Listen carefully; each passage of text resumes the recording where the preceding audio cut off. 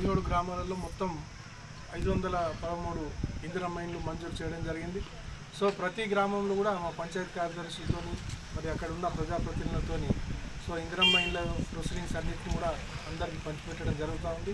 So దయచేసి ప్రజలకు ఒకటే విన్నపం, ఇప్పుడు గవర్నమెంట్ ఉద్దేశం ఏమంటే వచ్చిన ఇందిరమ్మ ఇండ్లని ఖచ్చితంగా మేము ఇచ్చిన 45 రోజుల లోపు కట్టుకుంటూ స్టార్ట్ చేయాలి.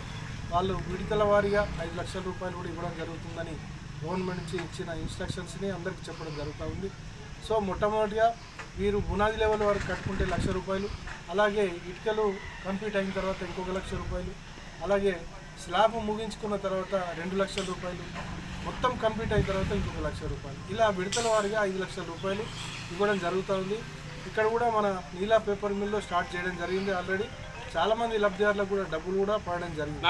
సో ఒకటే విన్నపం, అందరూ కూడా ఎవరు కూడా డిలే చేయకుండా ఖచ్చితంగా అందరూ ఈ మండే నుంచి మాత్రం ఖచ్చితంగా స్టార్ట్ చేయని వాళ్ళు మాత్రం ప్రతి ఒక్క గ్రామంలో అందరూ కూడా మా పంచాయతీ కార్యదర్శులు కూడా ఇన్స్ట్రక్షన్స్ స్ట్రిక్ట్గా ఇవ్వడం జరుగుతూ ఉంది.